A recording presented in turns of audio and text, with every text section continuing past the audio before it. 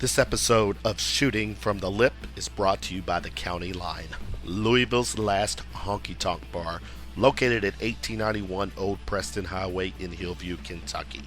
Manager and bartender Chris Lucian invites you to check out live music every weekend, Friday and Saturday nights. Check out their Facebook page, The County Line. Mention Shooting from the Lip on Friday nights and get Jack Daniel's Honey for $3.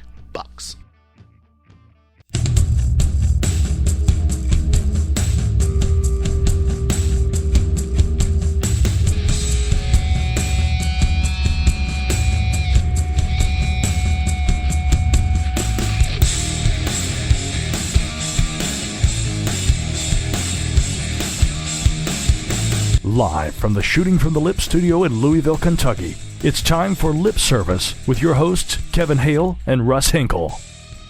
What is up, everyone? Kevin Hale up in this mofo tonight. It is Monday night, July 25th, 2016. Kicking it with not Russ, but the lovely Tiffany Mac as the co-host tonight. Tiffany, what's up? I'm here. I'm ready to go. Here and accounted for? Yeah, my kids are just now getting to sleep, so let's just hope they stay down, and I'll be here for hopefully a little bit of the show. For the long haul, hopefully. I'd like to, but we'll see. You never know. The rebranded Monday night show service where we talk about any and everything.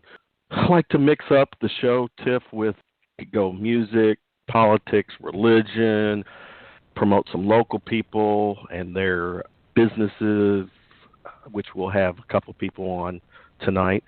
Our first guest, though, will be Cleo Stiller, who is a reporter-producer at Fusion TV, and I caught a program she did on the channel, which was called Sex Right Now.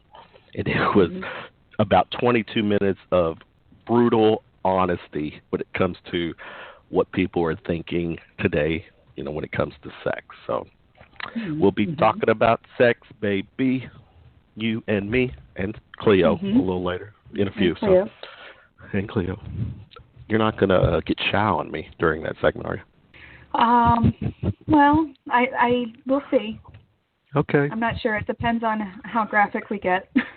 If you start to giggle or anything, just mute your mic or snort. Yeah. Well, no, we need the snorting. You know what today is? Today being Monday. But do you know what tonight actually is when it comes to, the national scene here in the U.S.? No, tell me. Well, it's the kickoff of the Democratic National Convention that's taking place in Philadelphia tonight. I've had it on most of the day, and a couple of the remaining speakers left tonight are Michelle Obama and Bernie Sanders. Speaking of Bernie Sanders, you're familiar with WikiLeaks, correct? Yeah. Well, WikiLeaks / Julian Assange rolled out thousands of emails that they got access to by their means, which showed the DNC basically working collectively to assure that Bernie was not going to get the nomination and that Hillary was going to be their person to represent their party, which is kind of corrupt on several levels. Aside of politics, I don't want to get into politics because for me and the rest of us, we'll be dealing with that all night or all week. WikiLeaks is something that their group has really had an impact on the world because they've gained access to a lot of information, a lot of classified information that they think is wrong against the world, the people, and they put that information out. What is your take on WikiLeaks and how they come across and get providing this information? Is it to the benefit of the people or to the world, or does it really how do you feel that whole group? First of all, I'm really sort of confused about WikiLeaks. I'm not sure like where they access their information and how accurate it is. It does seem to be more of a whistleblower site, which I guess is great, you know, when there's wrongs being done and people are getting called out for them, or just accuracy. I really don't know who to trust when it comes to the internet anymore. If it is accurate information, and we're in the dark to begin with, I appreciate anybody coming forward and saying, hey, man, you think this, but you're wrong. And that's a nice thing to have out there, is somebody sort of checking facts for you. But I think that it's always important to do your own homework. So I think that, you know, when it comes to this type of information, maybe a little bit goes a long way. And from my perspective, I don't really have a whole lot of time to do my own research. But then again, I don't really depend solely on something like WikiLeaks. So until it's actually proven absolutely to be fact. You're right, and it is basically a whistleblower operation. Joining us sooner than I thought he was, Russ Hinkle. Russ, what's up, man? What's up, man? Hey, Russ. How's it going? Oh, it's going good. Russ. How are you doing? I was just chilling like Bob Dylan over here. How many? Tonight was you did the cornhole thing tonight, correct? Yes, I did. I was very rusty. My bag throwing skills have waned a little bit during my surgical hiatus. Yeah, I didn't last very long. How many beers or alcoholic beverages did you manage to put down? You know, I've just had about 3 little neat bourbons. I've been staying off the beer because of the gout issue, so I can drink some bourbon, get the job done a little quicker, a little more mellow, and not have to worry about health issues. I was asking Tiffany tonight, the DNC, the convention's going on, and one of the things that came out recently was WikiLeaks spilling the beans on the Democratic Party's emails. Thousands of emails were focused on pushing Hillary and holding back Bernie. Yeah. Politics Wait a minute, aside. I'm getting a wire here. I'm getting a wire. What's that? Yeah.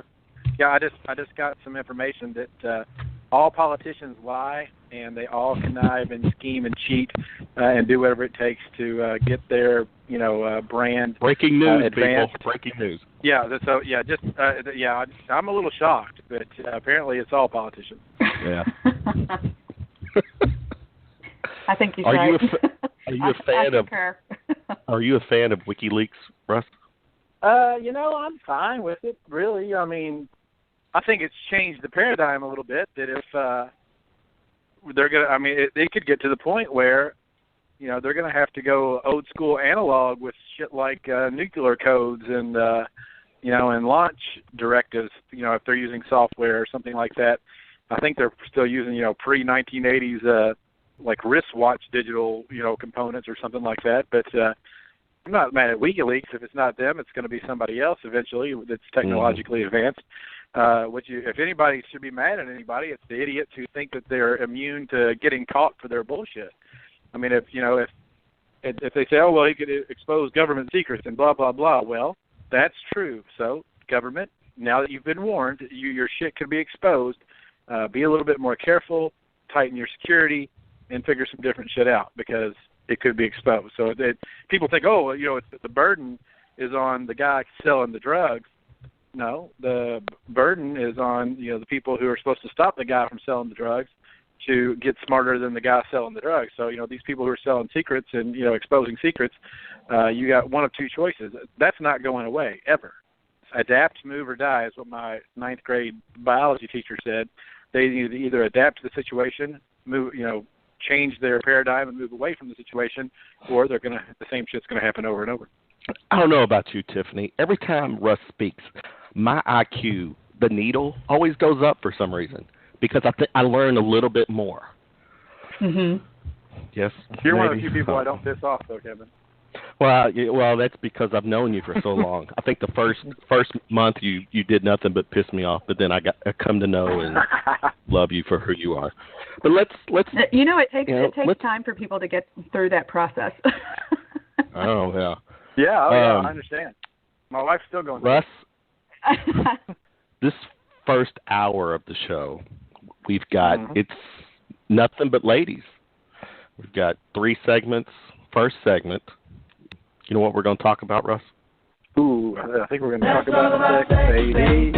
Let's talk about you and me. Let's talk about all the good things that make me. Our first guest, Cleo Stiller, reporter, producer with Fusion TV. Cleo, what's up? Hey, thanks for having me tonight. How are you? Cleo. Hi. Cleo, I have Russ and Tiffany on the line with me and us. But welcome to the show. Am I supposed to keep my pants on during this segment, Kevin, or is that optional? Well. No one will know or care. It depends. You actually, I'll ask you that question after the segment, Russ, and that will tell us how engaged you are with it. I'll try to keep my breathing at low volume. At a minimum too. Yeah. Yeah.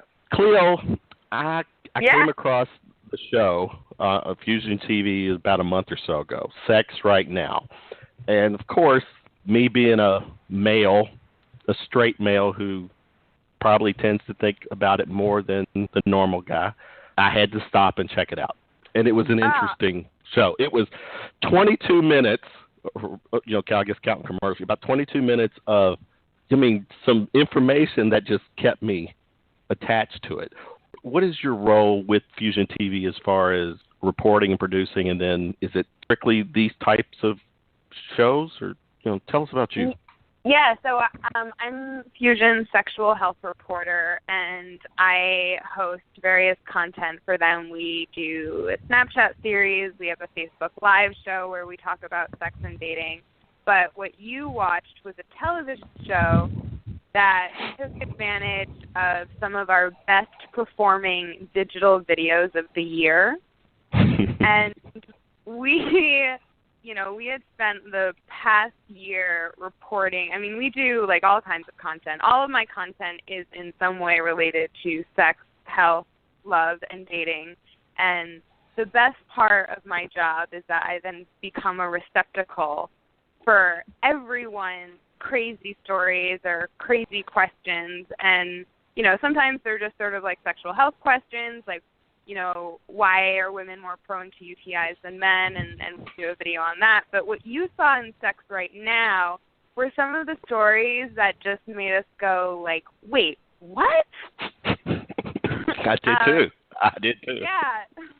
So I'll just, for the folks who haven't seen the show, you should totally check it out. It is on YouTube.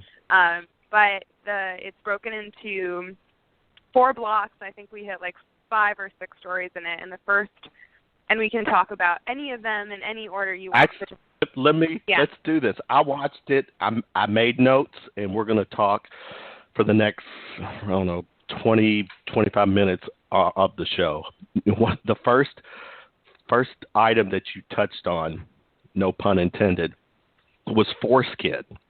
Now let me ask Russ, can I call you out? Are you with or without? Buddy, my turtle is fully out of the shell. As is mine. And but the people that were on the show, Cleo, were people who were upset or bothered that they didn't have that choice to, Are they European or American? Are they European or American? No, I don't think so.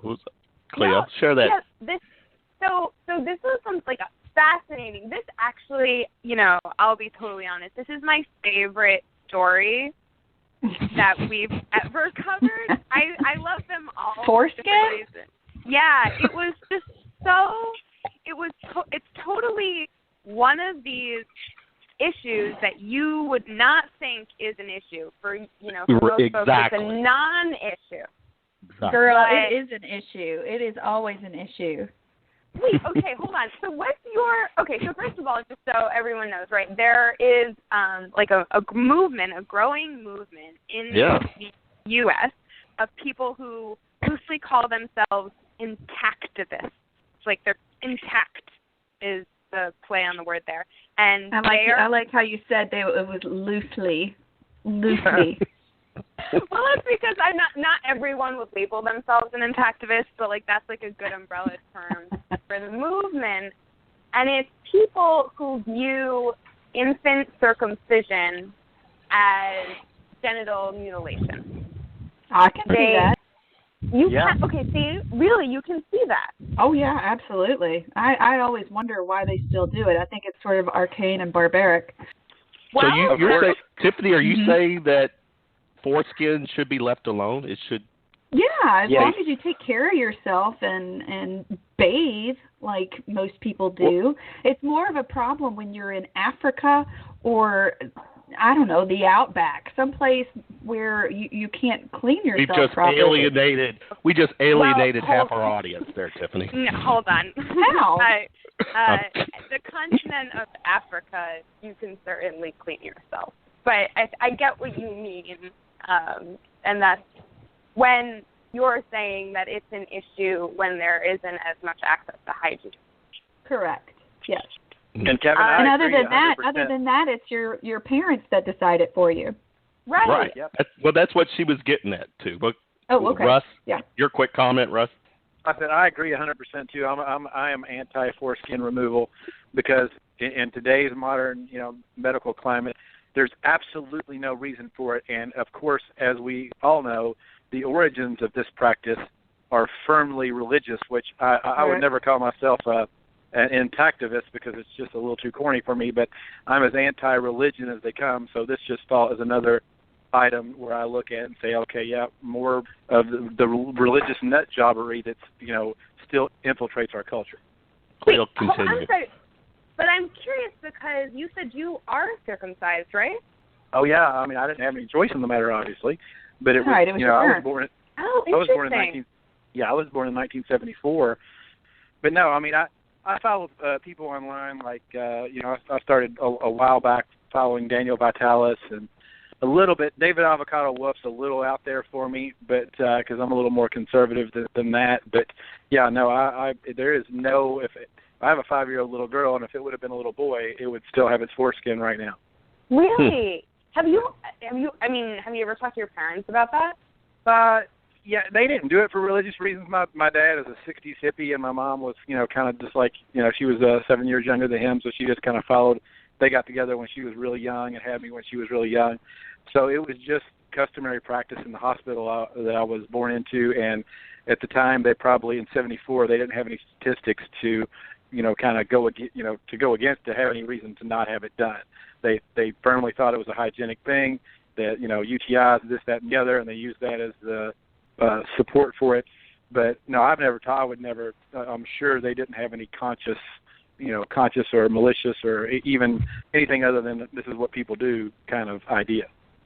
The American Academy of Pediatrics, like this might sound familiar to you. About a year or two ago, they revised their official stance on circumcision, and this was sort of a big deal because for the longest time, their stance had been that it was more hygienic to circumcise your kid, and now they will say that the proposed benefits are lower risks for urinary tract infections, lower risk of penile cancer, and lower risk of some STDs.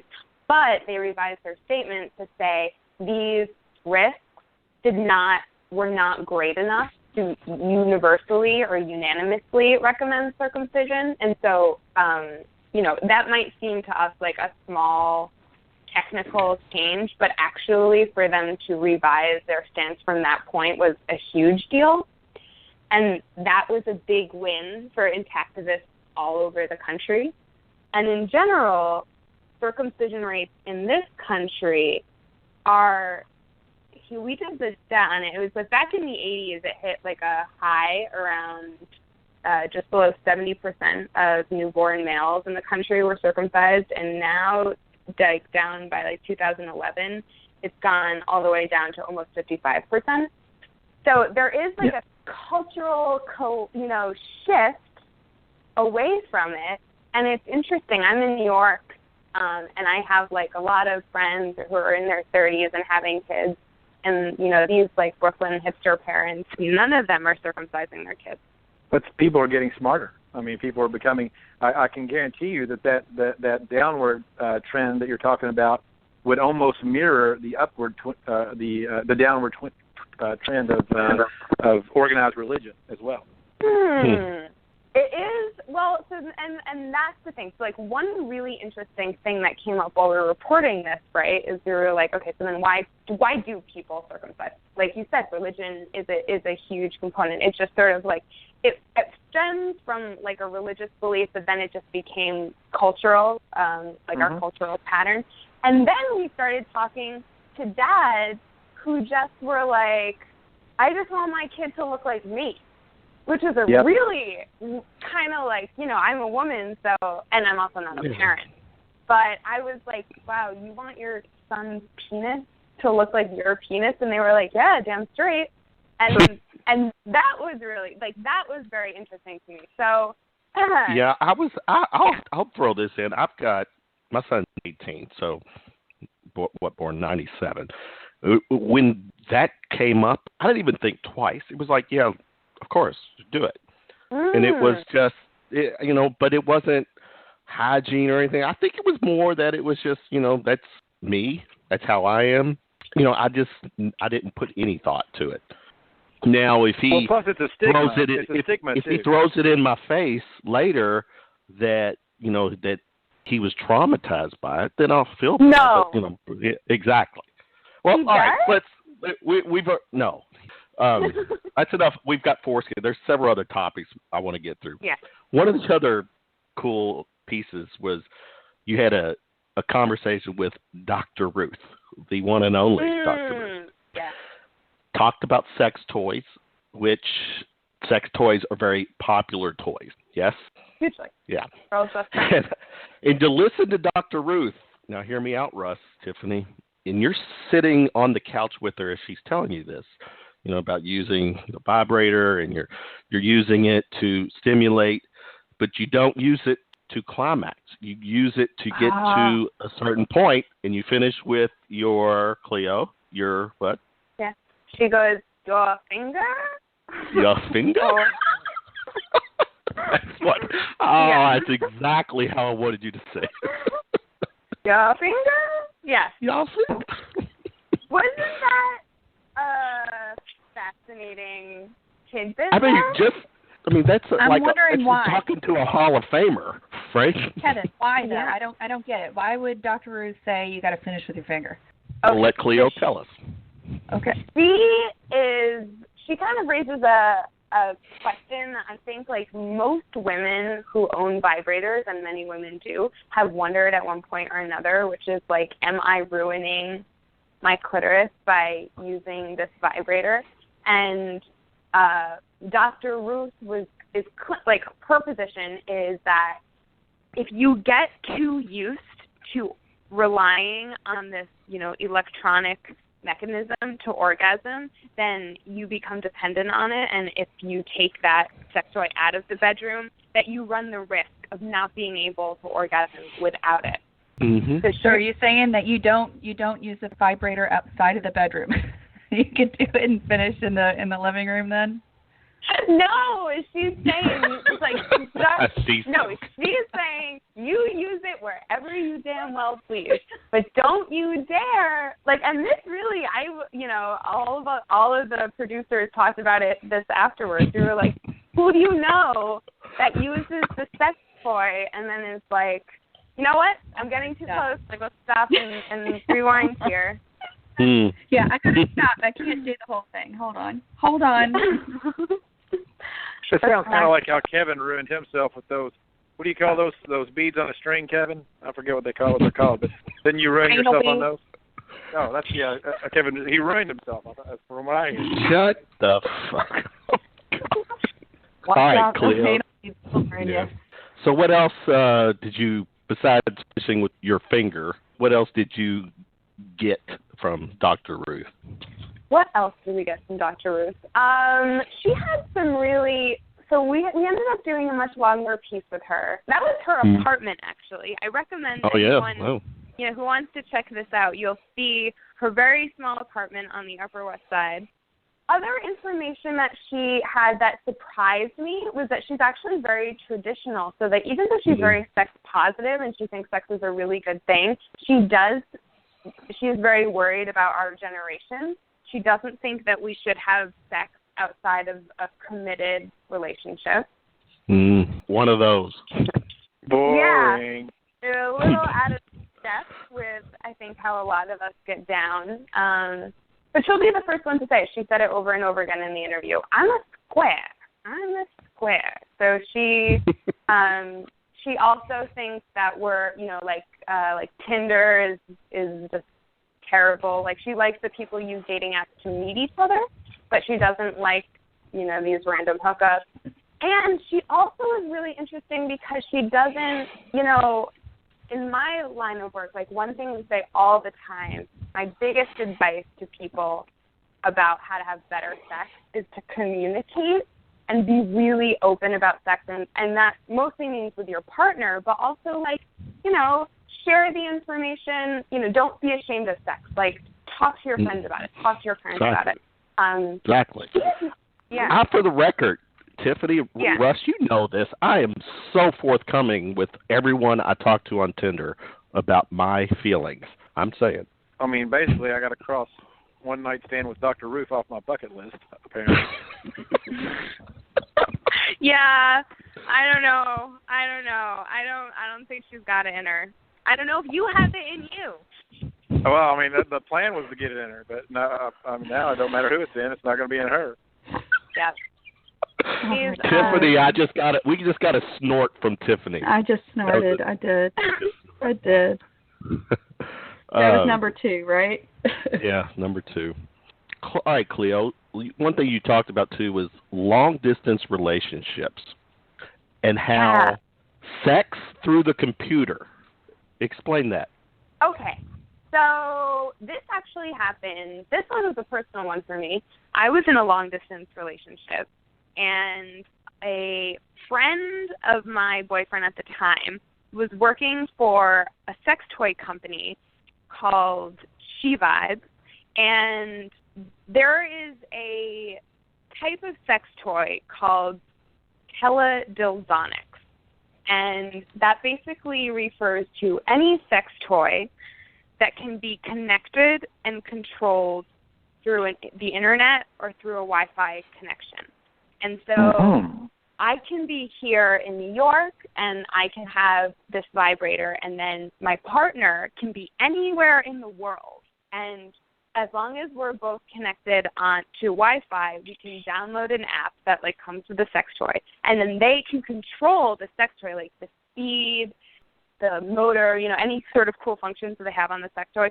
That partner can control it from anywhere in the world. So I talked to a couple where it was a young couple, and they had just gotten married, and the woman was here in the States, and her husband was in the military and stationed internationally. And they used this toy, like, he'd call her, and they'd sort of, like, dirty talk, but then they'd also have this sex toy that he could control, like, how they stayed close. That sounds awesome, because, like, imagine if they incorporated that with something like Pokemon Go. Like, every orgasm would be another level. You'd have, you could win prizes. That'd be awesome. Wait, that is a brilliant branding idea. Whoa, Russ, don't talk anymore. We'll bottle that up and work on that later. We don't have we need a software developer. We do, right. There's some logistics, but check this out. Last week on our show, Russ, Tiffany, if you remember, Remy Michaels came on, and Tiffany just sent a picture of her face. She's covered. Our Remy is actually listening to the show, and he's at the Grand Canyon right now, and he's telling me his Wi-Fi signal is excellent. If I'd have known this, you know what we could have done? We could have attached some type of device to Remy. Cleo would have Cleo and Tiffany, make it a threesome, would have done the right things, for Remy, check this out, to climax in the Grand Canyon. I would like to hear how Remy would have sounded with that echo in the Grand Canyon. Echo. Could you imagine? Echo. Remy, that's a shout out to you, brother. That sounds like exactly how you do not want to use that device. There is not a safe. There's a pooper at every party. Cleo, check out your messenger I just sent you. But all right, let's go. We could call it the Vajimon. Vajimon. She's shocked and appalled. I forwarded that to Cleo. Yeah. One of the other topics, Cleo, was weed, marijuana, benefits for women. Share that. All right, Tiffany's all ears now. Go ahead. So this is another one that sort of came about because, I'm in my late 20s and I have many friends who are in long-term relationships and, have, come to me being like, is this normal? I never want to have sex with my partner. And I'm like, no, God, you've been with him for 5 years. Of course. How could you possibly? I just know so many women who are unsatisfied sexually. And it's, we talk about this on my team a lot, but for young women, you aren't given the space to not be having a great sex life. You can say, oh, I never get laid, but no one ever gives you credence or, recognizes, young women could have a problem with sex because people think, when you're young, you always want sex and you have great sex. And it's only when you get older and get married and have kids that sexual problems start to pop up. But a small study came out that showed that 75% of the women surveyed, and these were college-age women, had some sort of sexual problem, either they didn't desire sex or when they were hooking up, they couldn't get wet, for lack of a better term, or they couldn't climax. This happened to 75% of the women. They had at least one of these problems 25% of the time they hooked up. So 75% of women, 1 out of every 4 times they were hooking up, they were not having a sexually satisfying experience. And we, in my world, looked at that and we were like, this is crazy. It's an epidemic. And, I don't think that this is new. This is just something that people don't really talk about enough, Cleo, honestly. Is it fair to say that maybe some of these experiences are including alcohol and maybe just they aren't really in a position where they're focusing on good sex? They might just be drunk sex. So I think that's definitely a component of young life right now, definitely, right? There's a lot of drinking at college, and that never helps. I mean, it certainly lowers your ambition, but I don't know anyone that thinks they have better sex when they've been drinking. So that's definitely something, actually, in a lot of people that we talked to who ended up turning to marijuana for better sex, they had previously leaned on alcohol. Because actually, when you were young and you were insecure and you didn't know how to ask for what you wanted, and sex isn't good until you can to be comfortable with yourself. And so this is an age gap, or this is a problem for women. And actually, we focused on young women because that's, the audience that I cater to at Fusion. But this is really applicable for all women and at different stages of your life for different reasons. But basically, here's where the pot comes in. Okay, so this is an issue. What are ways that you can treat this? There is only one drug that the FDA has approved to treat sexual dysfunction in premenopausal women, and it just came out last year. So aside from this one drug, which has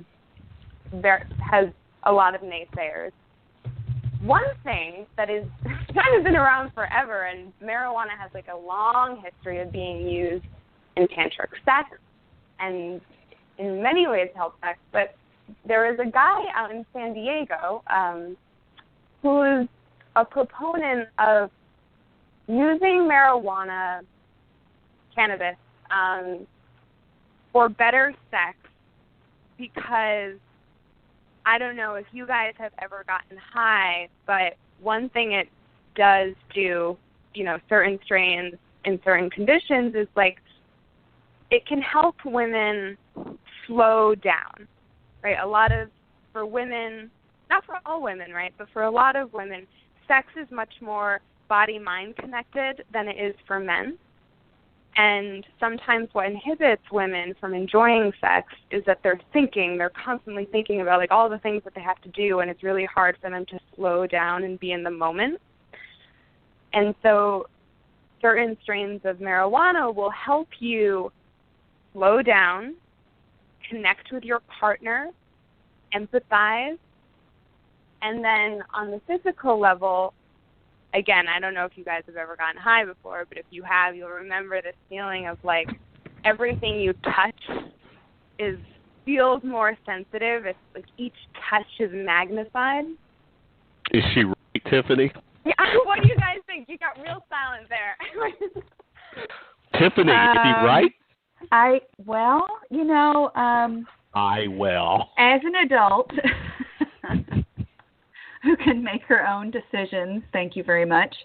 I do feel like maybe she is on the right path. It does make you think less about inhibition. It makes you think less about your daily grind.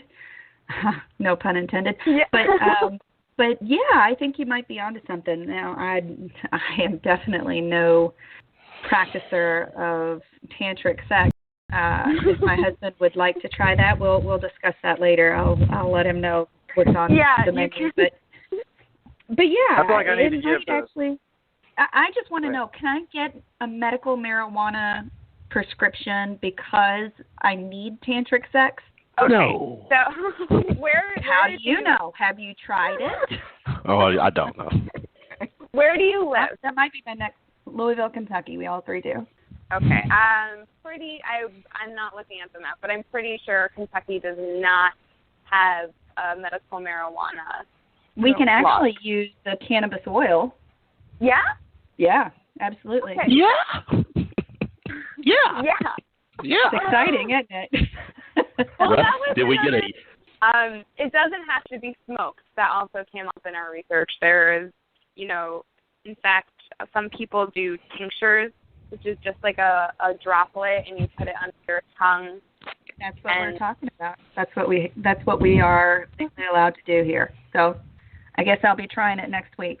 Well, let me know what you think. I personally haven't done that since I was in college, but the people that I spoke to it was like a no-brainer for them. And this is actually, it's one of those things, like I can't speak to it personally, but it makes so much sense to me. Really, and the people say, right, it's not a no-brainer. Like, you can't just go get pot off the corner, put it in a bowl, and be like, that's it. Because a lot of pot will make you super stoned, and that's like the antithesis of sexy. This is like finding the perfect strain for you, not overdosing, just taking like a little hit and getting, experimental. So that was interesting. Well, when it comes down to it, I will have to say that a lot of women who are suffering from anxiety, and this is for men too, I think that what you're sort of getting at is that one sacred place where you feel comfortable with your partner and comfortable in your own skin enough to relax.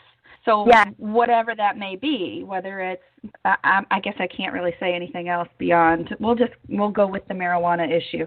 But, there are different things that come about for young women because of anxiety. And I would assume the same thing goes for men too, but when you're worried about performance and maybe that is keeping you from that completion.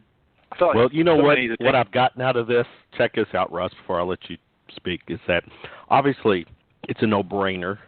Sex is a hot topic. To me, you can talk about sex, you can talk about religion, probably even politics, music. Those are going to get people to respond, to engage, to listen. So what I'm going to do is I want to incorporate the Shooting from the Lip quarterly sex report where I beg Cleo to come on periodically and give us the latest and greatest.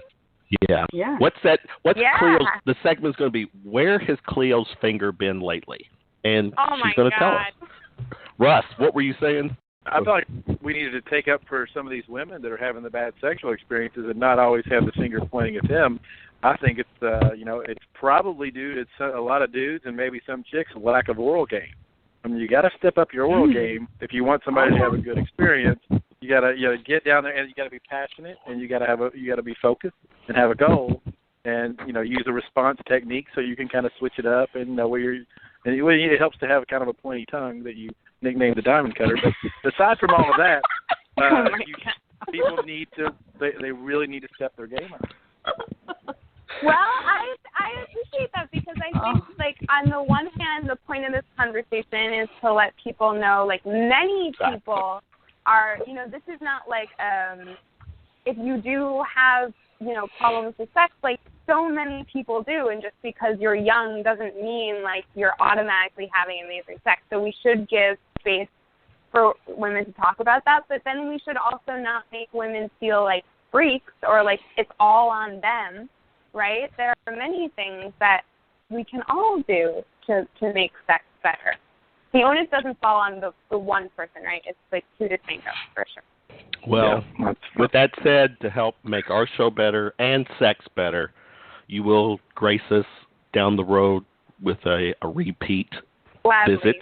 Well, share with us, before we let you go, share with us all your social media, how people can connect with you. Because there'll probably be some people who will want to connect with you later. Yeah, good. Okay, follow up with any questions or stories. My job is easier when people come to me with their stories.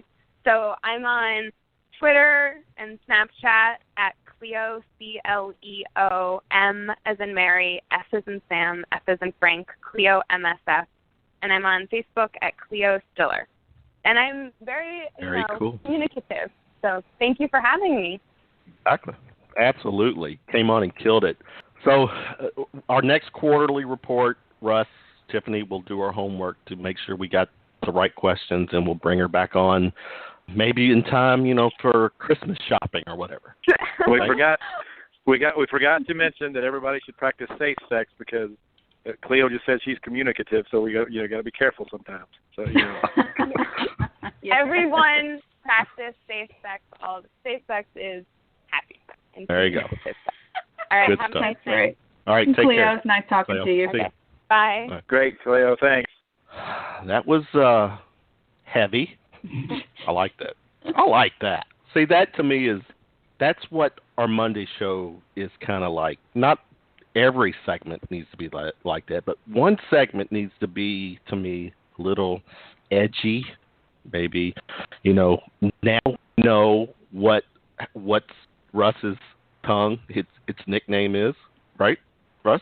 Yeah, the diamond cutter. I got it. Oh, I was just speaking, hypothetically. All right. Let's. We're running a little late on our show, so let's jump into our next segment.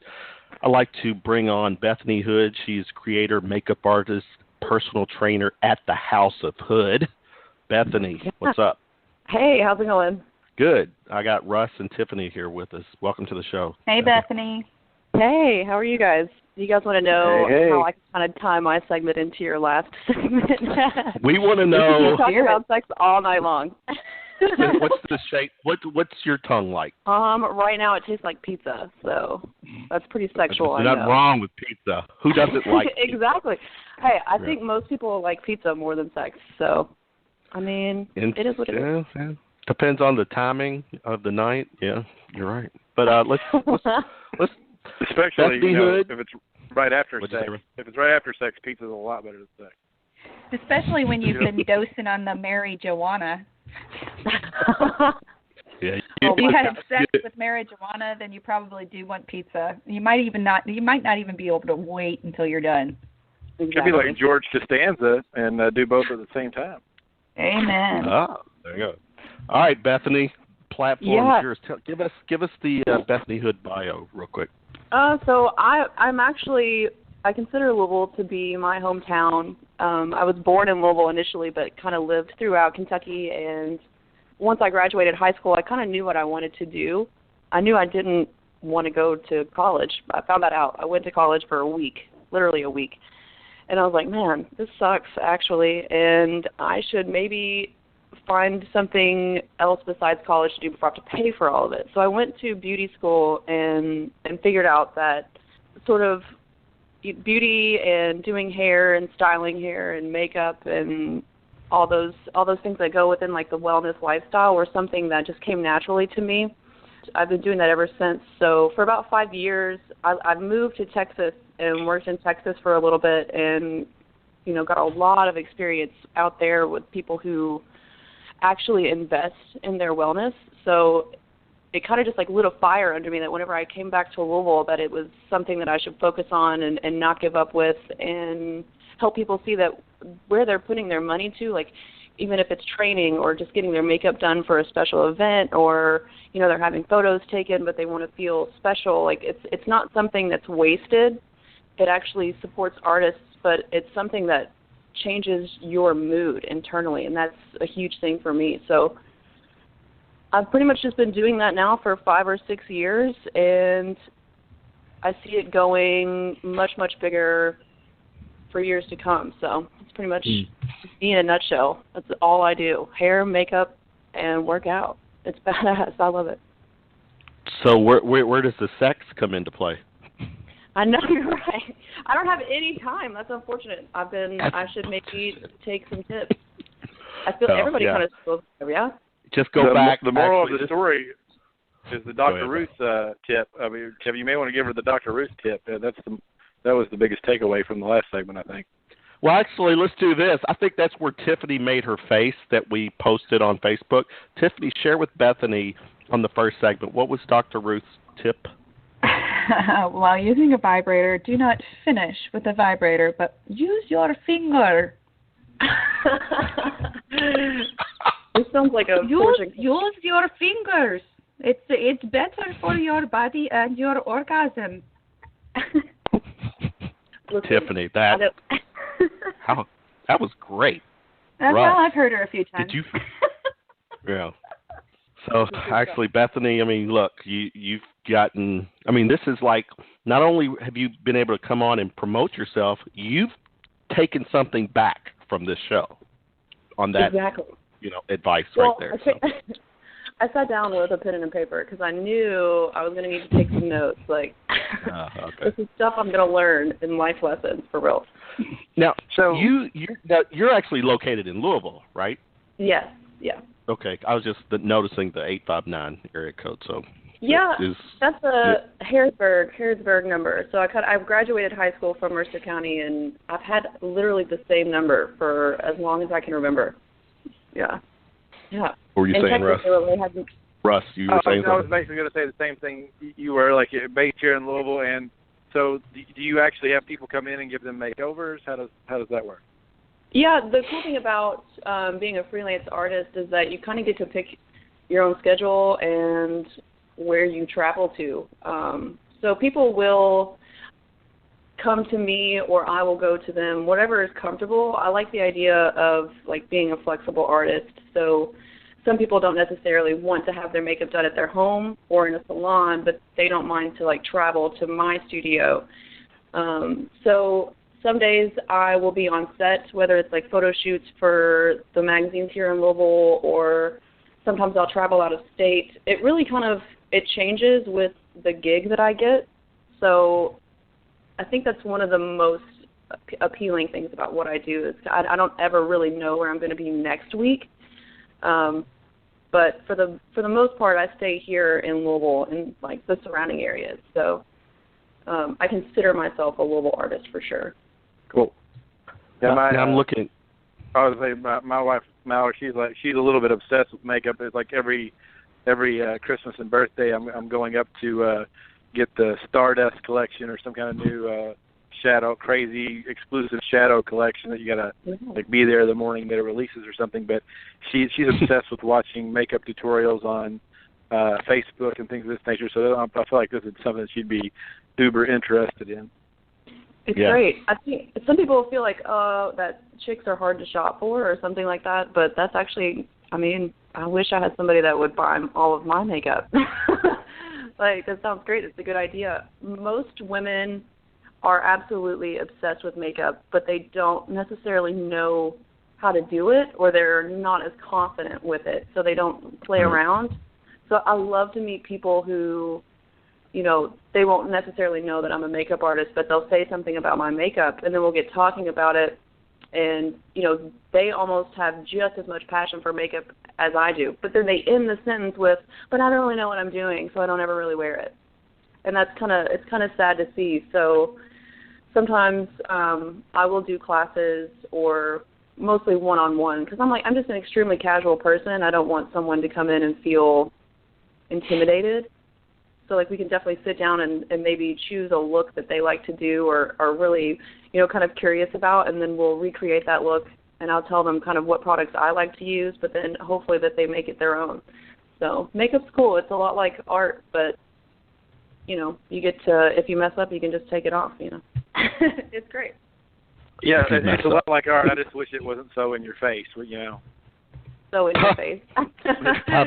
Because it gets on everything. It's literally on everything. I wear black clothes, and by the time I'm done, they're not black anymore. Mm-hmm. Yeah, I can't wear a white shirt if I plan on hugging Mallory. She makeup's an everyday thing for her, so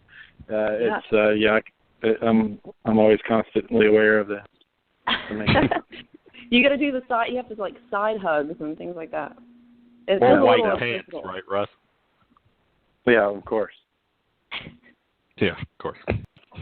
I'm thinking, Bethany, I connected with you, I think, on Instagram, because you posted these images that were they were so cool. I mean, they were very different. So your visual, these are your images that did you take these, or did you have somebody do them for you? Or? Some of them on my Instagram, I'll say the majority of my Instagram are from local photographers. So, there's a couple in there. The majority, I work with, Jacob Roberts, Hunter Zieske, and, Clay Cook. He does a lot of work with, Louisville and the publications. But the other photos on my Instagram are just selfies. So those are literally...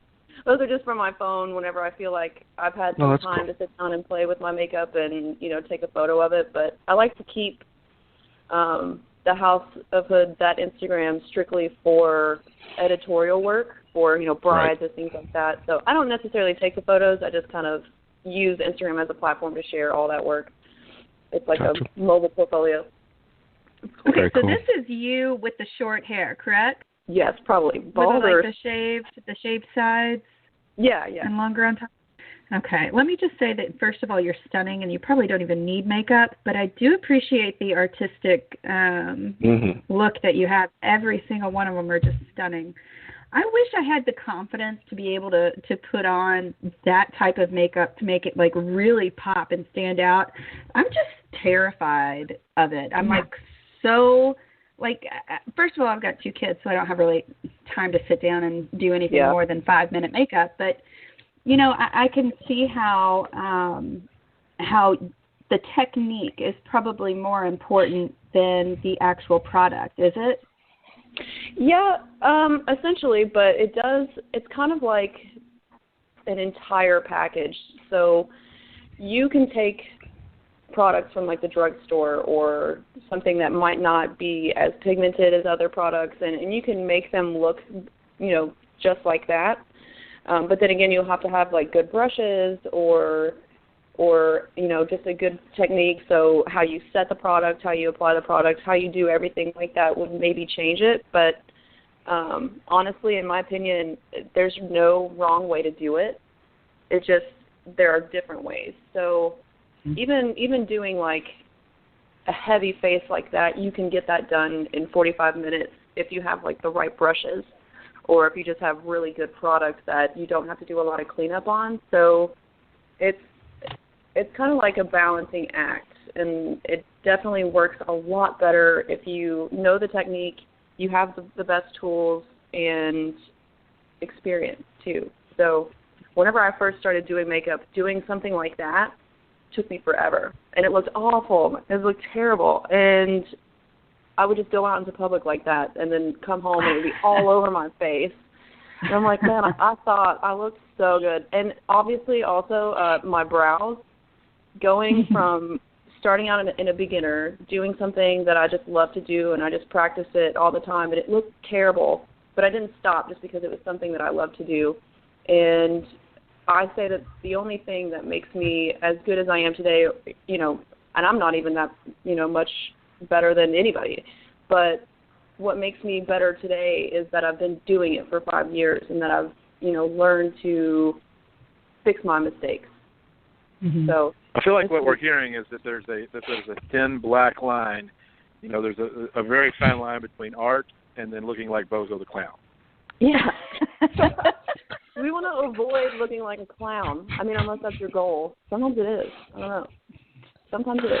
But well said, I think most women just get super nervous about it instead of having fun. And honestly, there are days where I know my makeup has got to be fantastic. There's no other option. And it looks like shit. So it's always whenever you put too much pressure on yourself that you sort of don't do what you need to. So no, you're way too humble. You're way too humble. You got to use fear mongering like, you know, one of the presidential candidates right now. You got to scare women into saying, look, your makeup's garbage. No one's gonna love you. Help. Yeah, you need professional help. I'm the best there is. Nobody does makeup better than me. You need me. That's got to be your new business model. You see how successful it's been for, you know, Trump.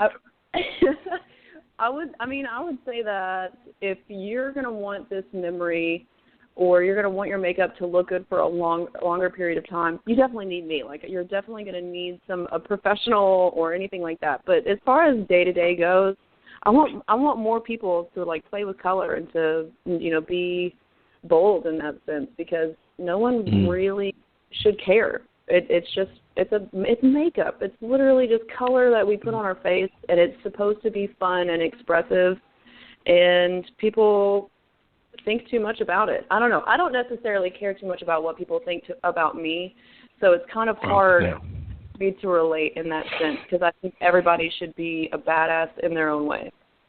You're preaching to the choir in this house. I can tell you that. Kevin, all right. Kevin, I feel like we have found the makeup artist for our Shooting from the Lip calendar. Ooh. Oh. Yeah. Uh-oh. Stay tuned, Bethany. We got something. All right. Yeah. So you got my email. Just shoot me some details. I love Yeah. calendars. So are you guys going to be, like, themed? Is this going to be a themed thing? Is that the one we're doing in the bus? We don't know yet. Yeah. Ooh. We're open to suggestion. Yeah. So. Well, we got 12 months to fill, so. Well, we got 12 months, but we only have so many months because it will be a 2017 thing. So stay tuned. Can you do like body makeup, like some darker shadowing to accentuate certain features to make them look, you know, appear larger? Jesus, Russ. Like, you want me to put abs on somebody or what? I can help you get real abs like also, that. so let's not forget about that. Oh yeah, I need to. Hey, I've been on a juice cleanse. I'm down about 17 pounds. I'm ready. I need to start trying to get abs. I'm to the point where I could probably get abs. Holy moly! Yeah, 17 pounds. Bethany, is a huge difference too. Share with us all your social media tags. So it's the House of Hood everywhere. But I think on Facebook it's just Bethany Hood, and you'd be able to recognize me with the House of Hood. They're listed by it. But on Instagram is really what I stay most current with. I'm on Snapchat as well at the House of Hood, but the tags stay the same throughout all social media. I don't do Twitter. I couldn't get into it. I always feel like I have too much to say for Twitter, but whatever. Like, it's more stressful for me to delete characters than it is to actually, like, get on Twitter. So I can't do it. All right. Yeah. Bethany, you came on and you killed it. Thanks for hanging out with us tonight. Yeah, of course. And we'll be talking to you offline about the Let me know about this calendar. Absolutely. I'm interested. Yes. Thanks so much. Have a good night, y'all. All right. Bye, Take care, Bethany. All right, Russ. What's your? Are you under the gun? What's your schedule like? Yeah. I do have. We have a big day tomorrow, and we didn't get much sleep last night. We actually were out till about 1 o'clock in the morning last night because on the way back from Whitesburg, the alternator went out in my work van in the middle of Nowhereville, Kentucky, and we had to. My work had to pay $500 to have the van towed back to Louisville, and we were sitting at a rest. We couldn't ride with the tow truck driver because we had to get anyway. Long story short, we spent 5 hours extra on a 4-hour trip to get home. So we're all kind of frazzled and not unpacked and all kinds of crazy stuff. Gotcha. All right. Well, go ahead, Russ. I'm turning the mic on. I've got Stephanie Clements, who is Rising Tide Marketing and Events. Also, she's one of the admins for the Louisville Info Face Group page. Stephanie, what's up? Hey, how are you? Good. How are you? I'm good. Good. Might be just me. Russ, are you still there?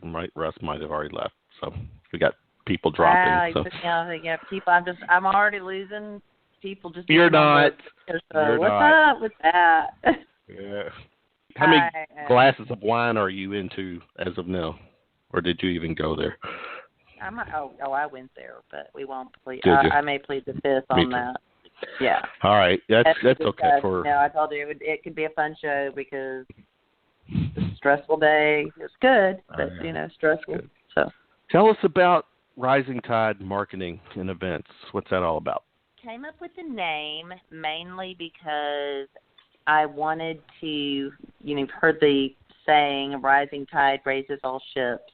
And I wanted to help support the people around me. And, we help promote a lot of home service contractors, a lot of realtors, connecting people. And, I wanted to not only help my business get to the top, but I wanted to take the people with me. So I wanted to be that rising tide that raises the ships around me. So we specialize, we did a homeowner's resource guide. That is a directory that we go out, I interview every one of the contractors in there. We verify insurance, workers' comp. We check all the ratings. I limit it to 3 people per category so that I can manage it. If somebody doesn't do a good job, if they're not meeting those standards, we take them out. So that directory is a group of A+ rated, quality, dependable contractors, and you don't always get those words all together. When you talk about a painter or whatever, roofer or whatever, you don't always get that quality and dependable and contractor in the same sentence. I go out and I find those people.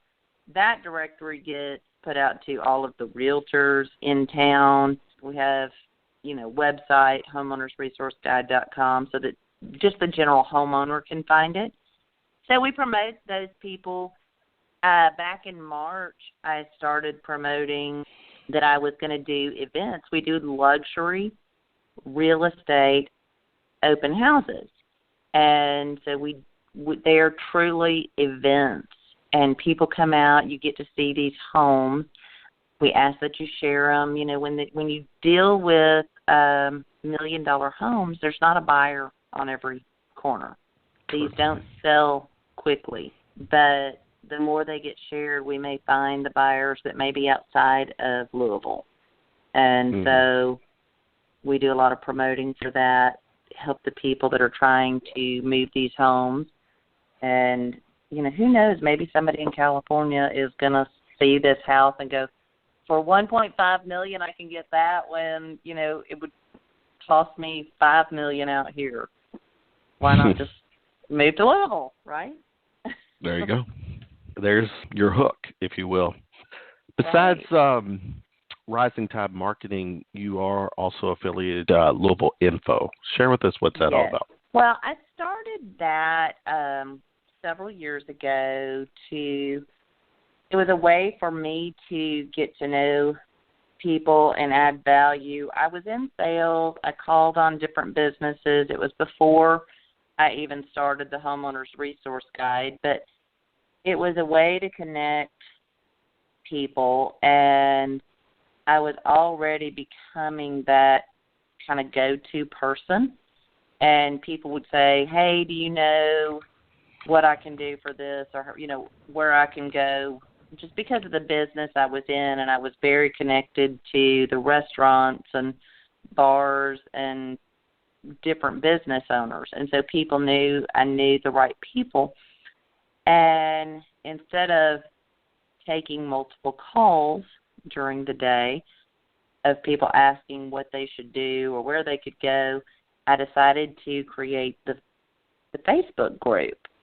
And it became much more than I ever expected it to the point that when I would miss a day of not posting events, people would check and make sure I was still alive or what was going on. I didn't know what to do today. So it's been fun, and it's been a way to get to know a whole new group of people, and I love getting to hear that people do check it and look for things to do. And I really, truly had no clue that it would grab hold the way that it did, but I love that it has. I agree. I admit I use it to promote our shows, the podcast. And, I'm on it right now, and I see people, music people, various types of different events. Just it is used to promote any and every type of event that is going on in the city. And so is there, per se, something that is not presentable or post that you would balk at? Well, I want a date and time for something. What I don't like is for somebody, and I won't approve. I make it so that you have to approve everything on there, because otherwise it would get flooded with spam. And so daily I have to sort through multiple posts. It may be about, hey, I can get you a discount on cable. Hey, I've got, makeup for you. I've got, a diet plan for you. I've got, whatever. There's all kinds of things that people throw on there that then would make it less useful, and people wouldn't enjoy the site as much. But instead, I go through that. And so it should be where you can post, hey, this is a public event or something you can be part of that has a specific date and time that lets them know when to be there or when to tune in. So it's things that are going on around Louisville that people can be interested in. And I love getting, tips. If somebody says, oh my gosh, I visited such and such restaurant and this was going on and I recommend it's brand new, try it. That's great, but we don't want, we don't want to blow up people's book and all these notifications by people having a ton of conversation on the site. So it really is, make your recommendations. When I started it, it's funny because I began getting a ton of friend requests, and you say, you get from every musician, every, restaurant, bar owner, everything that was going on, because they wanted to invite me to those events, not because they cared if I attended, but because it notified me that they were having them and I could share it. Although I'm sure they'd be fine if I attended and brought 100 of my closest friends, right?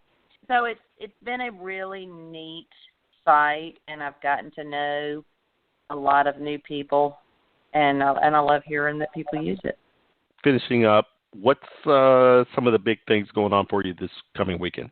This weekend is actually downtime, but this week I have 2 events. All of my events in general have to do with real estate. So we do these open houses. I'm also moving into the commercial property. So I have my very first commercial property. So if there's a business owner that has thought about, or somebody who's going to start a business, who's thought about opening something downtown, I have an event Wednesday at 965 Baxter. We have an open house Thursday. It's in Anchorage, and that's a progressive open house. Come see a couple of different houses.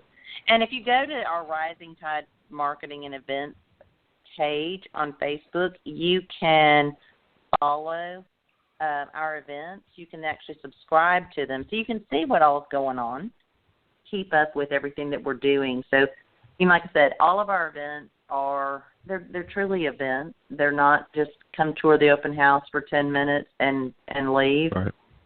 They're, we a lot of times we have music, we have different things, and we have a good time. Very cool. And you and I will be, once we cross paths, I'll take care of that first glass of wine for hanging out with Yes. Yes. All right, Stephanie, you came on and delivered. Thanks for hanging out with me tonight. Good stuff. Well, I really appreciate you having me, and enjoy getting to talk with you finally. Yeah, you too. We'll connect very soon. All right, great. Thanks, All right. Kevin. All right. Take care, Steph. Bye. Stephanie Clements with Rising Tide Marketing and Events, also the Louisville Info Facebook group. This last segment, which we know it as the County Line Countdown, this weekend gigs as we promote for the County Line and my man Chris Lucian. Friday night, the band Whiskey Creek will be in the house. Saturday night, the band Waylon will be there. Tonight, joining me, Tommy Keith with the band Whiskey Creek. Tommy, what's up, man? What's going on, Kevin? How are you? Good. How you doing? Oh, yeah, I'm just living, man, just living. Living the life, living the dream. Glenn Zelch from band Waylon. What's up, Glenn? In particular, evidently I am tonight. we all are. Hey guys, welcome to the show. Let me start with you, Tommy. You guys are coming in town because you all reside. Go and tell us about Whiskey Creek. Well, my guys, I reside in Cincinnati, Ohio, and my guys reside in up and around Lexington, Liberty, and mostly northern Kentucky. So we're coming a great deal to play there. We're excited about it. Have you guys played at the County Line before? No, this is our first time. This is our first time playing there. Very cool. I talked to Chris earlier. Chris messaged me earlier and asked me if everything was still a go, and I said yeah. And he just said, I'm gonna need this and this and this, and I was like, cool. So I guess loading time. I guess we're probably gonna get there around 8:00. Very cool. Yeah, because the gig 9:30 to 1:30 at the County Line. That's the Friday and Saturday night gigs. Glenn, you guys are coming in. You're no stranger to the line, but this gig that you got going on is a little different because don't you have some company or something? Yeah, weekend before last we played a show down in Nashville with the band St. Luke Strippers. We opened for them there, so they're going to come up here and open for us. And Saturday night, there's some really good fellas, and they've got some really nice music. I mean, honest to goodness, they will entertain you. It's top shelf stuff. Cool. Now, Tommy, Tommy, describe the sound of Whiskey Creek. Well, we're considered a rock country genre. Everything we play is kind of rocky. We do some covers. We do some originals. I mean, we got it going on, man. I started this band probably last October, and just with some locals around Somerset, Kentucky, and things didn't work out, and with some of the guys, so I got rid of them, and then I got a whole new band. I got another lead guitar player whose name is Kevin Rawlings, and he is John Michael Montgomery's guitar tech. I also have a drummer who is a graduate from the University of Kentucky 2 years ago with a master's degree in percussions. So his name's Eric Shields, and he's the best as they come, man.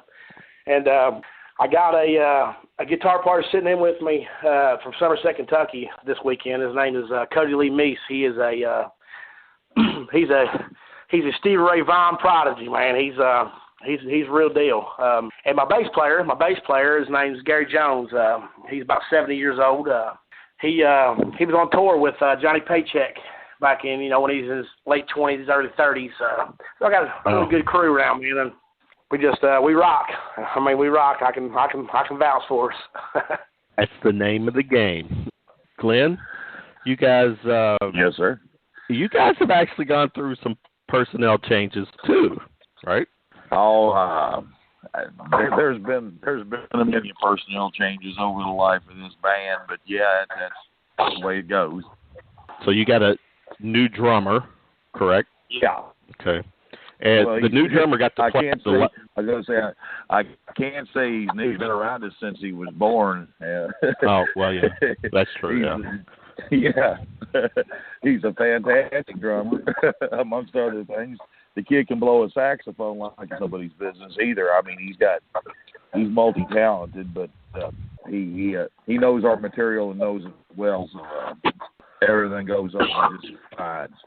Give us the vibe. What's Van Waylon bringing Saturday night? Oh, it'll be just a shorter version, I guess, of the same show we try to present. Typically, a whole lot of I hate to sound like you've got two people here that are exactly of the same mind when I don't know anything about Tommy Keefe's band other than the name and what he said about it. I got to look him up, but it's about the same thing. High energy Southern rock country, and just about the time somebody goes, "Oh, they're a country band," you pull out something to convince them that if that's what you think we are, then that's what you get for thinking.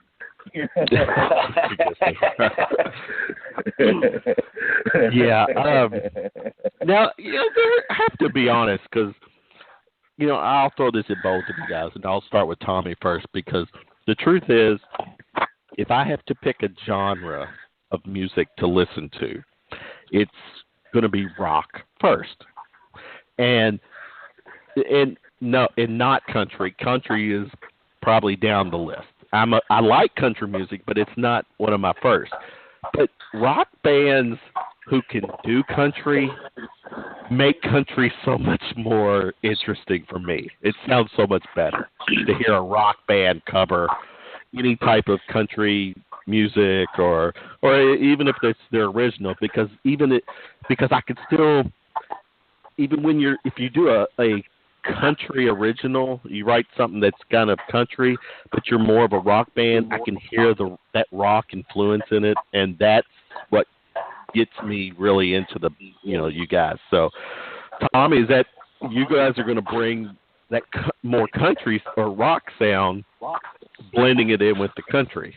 Is that most definitely. right? Most definitely. Yeah.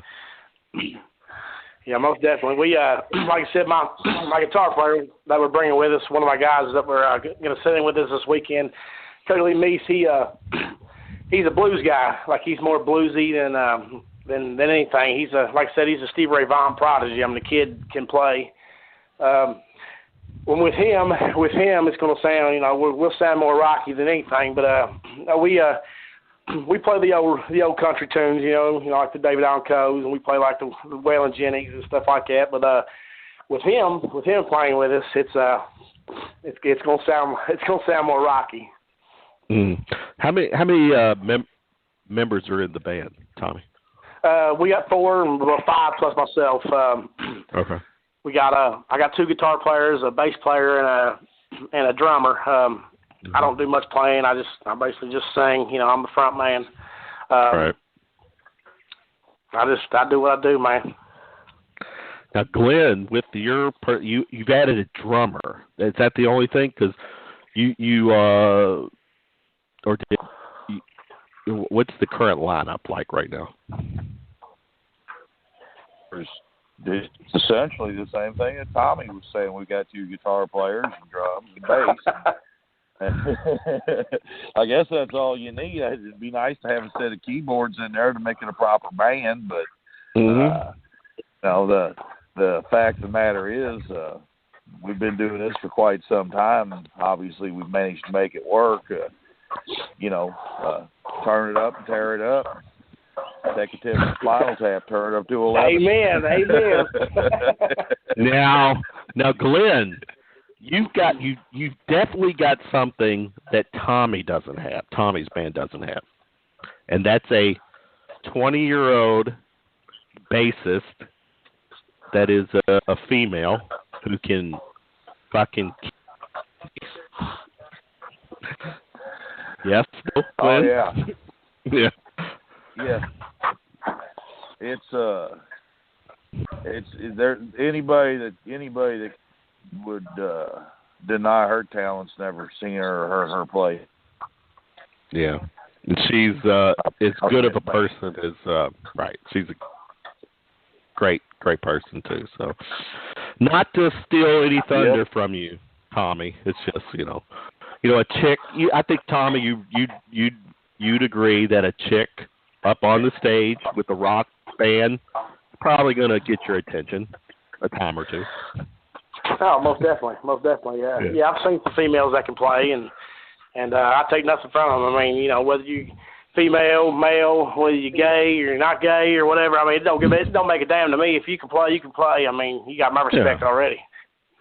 Music is the universal language to me. I think anybody and everybody who can dig the tunes and the vibe can sit in a room together and just enjoy, hours of. And to me, there's nothing better than going and listening to live music. So. That's how I connected with Chris Lucian at the county line, and through our conversations, Monday night is dedicate a segment to Chris and the county line because of the environment. I mean, Tom, and you're gonna get there Friday, and it's gonna feel right. It's gonna feel like this is a great, a venue to play music. And Glenn, share with Tommy what's from a you're you're a singer, your band's been there a few times. What's that like to play at the line, Glenn? Well, you've got plenty of room on stage. You've got excellent lighting. You've got a dance floor out in front of you that can hold people to see, which if you've ever been on stage, I mean, the lights will blind you about, 20 feet out, forget it. But, I mean, if you can see that much of a crowd in front of you, hell, for all you know, there's 20,000 people there, So you get juiced, the crowd gets juiced, everybody's feeding off of one another, and, well, you know the drill, It just keeps getting better, and Chris has got him a fantastic place there to see things keep getting better. He does. We're all excited about it, man. Yeah, definitely. The people that frequent that place appreciate live music. I mean, they come up to me, shake my hand, tell me, it's great to have y'all in here, and I'm sure we're not the only band that gets told that. I expect that these guys appreciate having that kind of talent in their kind of bar. Well, I'm gonna toot Chris's horn. Chris Lucian, he is the manager of the county line. He doesn't. I mean, I'm straight shooting here. He books people who he feels confident will come in and kill it, and will engage with his audience. Yes, there's a group of people that's going to be there every night. There's going to be a group of people that come in and just strictly follow the band or whatever. But he knows people who know the county line and know Chris know that when they come in to the county line for a night of music, that Chris done his part to assure that this band is going to, play the music, have a sound that people are going to get into and enjoy. So, go ahead, Tom. He contacted me a couple of months ago and asked if I'd ever heard of the county line. I said no. I said we played the Spillway a lot up there in Bowling Green, and he said, yeah, it's kind of like that, He said, but I like to say that we're a little better. And I said, well, yeah. And he said, I have a cancellation, on this date right here. He said, and I heard a lot about you guys' band. He said, would you be interested in coming up here and giving a show? And I said, yeah. And he started telling me about it, and we talked about it, and here it is. Here we are. Yeah. A couple of days before the show, and I'm antsy. I wish the damn thing was tomorrow night. I'm ready to go. I hear it. So, have you played in Louisville before, Tommy? Have I played in Louisville? Yeah. No, the closest place I played to Louisville would be Bowling Green. Okay. No, I've not played in Louisville before. I'd like to play 4th Street there, Yeah. But we're working toward that. We play a lot of places. We play in Nashville. We play in all over Kentucky. We play all over Indiana. Play all over Ohio. I mean, we because Saturday night we're playing at a place called the Highway House in Cincinnati, Ohio. So I mean, we're there, and then we're here, and then I mean, next weekend we're in up by Indiana. I mean, we're all over the place. But this particular venue right here is, I guess, it's the start, of what I want to do as Good. far as like being in Louisville and stuff. So I guess we'll see what goes on. Very cool. It's for me in working with Chris to have the guys come on to promote the weekend gigs is fun too, because it's a two-way street. I get to what I think have a good segment with some music people and talk about what they do, and it's an opportunity for you guys to come on and promote yourselves and have some fun with it. So, Glenn, what time? So with an opening act, is the opening band actually going to start at 9:30 then, or are they going to start before then? Yeah. The way I understand it, we're just going to split it half and half, and they'll start at 9:30 and play out half a show, and then we'll take a break while we swap equipment, and which shouldn't take that long. I'm going to be drums and some of our gear, and that'll save a great deal of time. I mean, it'll be less than a half hour, I expect, and cool. Lights back up and PA back in service, So you really are doing, in a sense, a half a show normally than you're used to. Okay. So. Yeah. We'll just you bring your highest energy stuff to the table in a situation like that. I mean, I guess somebody out there will be disappointed that they didn't get to slow dance with their sweetheart. Maybe we'll make that up to them again at a later time. But it's not like we've got a set of slow songs. For the next hour, we're going to promise to put every damn buddy to sleep.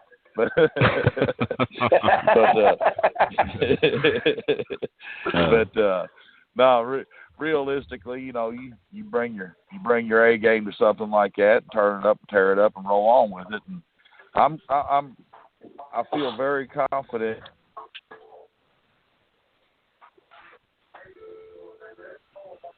Far more traditional than we are. But my God, these guys are better than good. And it's like anything else. Even if it's not the same music that you might catch yourself listening to on your iPod or heading down the road in your car, when it's live and it's in front of you and you're seeing how it's done and you go, holy shit, that guy's good. I mean, it gets your attention, That's very cool. That's where you get pulled in and drawn into stuff that you wouldn't otherwise really be attracted to. Holy cow! No, I'm with you. Tommy, as we're rounding third and heading for home, share with us all of the ways people can connect with you on social media. We're pretty much anywhere on the internet, man. We're get us on Facebook, Tommy Keith Music, Tommy Keith, Whiskey Creek KY. If you don't type in the KY and you just type in Whiskey Creek, you'll get 1,000 of them. I actually patented and I own the rights to the Whiskey Creek KY. I mean, there's if you cool. Search Whiskey Creek KY, you'll only see one, and that'll be us. We're also on Trumbull. We're also on Instagram, Snapchat. I mean, we're pretty much everywhere. We're a high octane band, and that's what we bring to the table. I got a new song that I'm also getting ready to debut. It's called "Living in a Small Town." You can actually find it on YouTube right now. Okay. Let's type in Tommy Keith Music. One of my next questions, real quick, Tommy. How much original music will will we hear Friday night? Hell, I'm not sure, Kevin. I mean, just depends on what we feel like. I reckon. We'll play a couple. We'll play quite a bit of originals, and I mean, we'll play probably more covers than anything because people we ain't never seen before and they ain't never heard us before. If we play original, they're looking at us like, what the hell is this? You play covers. We like to see the crowd get involved, and we like to see everybody singing along and stuff like that. But when you play original in some place you ain't never played before, they're kind of looking at you like, yeah, okay. Yeah, I'll tell you what. This is straight up, and that maybe Glenn will vouch for this too. I do know it because I frequent the county line. You'll get a good reception with any original music. It is, mixing it in. It'll just, I know you guys are, if you play whatever original music you're playing, you're putting it in between some cover tunes that, it's just fitting. But the audience will be receptive to hear something new. I can assure you that. So. Yeah, that's the truth, and then some. And I tell you, that's another good thing I feel about the county line is that the crowd there is used to having good music. All right, so you can gauge how good one of your originals might be when you run it past them, because if they give it a good warm welcome, you probably got a damn fine song on your hands. Yeah, it is. And I'll be honest too. My personal preference, if I walked into a gig at the county line Friday and Saturday night, and I did not know any song, but you were able to make me feel it, those are the best songs you'll play all night. So, that's just me. You know it when you're connected. Exactly. And the plan for me this coming weekend is I didn't go to the line this past weekend, but I'm gonna. Van Waylon, I have to say they're my guys. I want to go hang with them Saturday night, but I do a podcast Friday night, Tommy, and after that podcast is over, which will be about 11:30, I'm gonna jet over to the line, which is relatively close to me, and hang out with you guys. But I'm looking forward to you guys coming out and get the full county line effect, if you will. We are too, Kevin. We're looking forward to meeting you guys. Looking forward to meeting everyone down at the county line. We just hope y'all appreciate what we do, and hope everyone out there has a good time. Tommy, what's your shot of choice? Because we'll have to do one together. Shot of choice. I'm kind of a lightweight when it comes to liquor. Well, hey, I guess it had to be that American honey. That's we'll figure what it out. I like to do. All right, we'll figure it out. Glenn, I know you got an appetite for alcohol. Yeah, I do. Yeah, my tab always gets a little, with guys like Van Waylon, my tab's a little higher because those guys, will drink. So,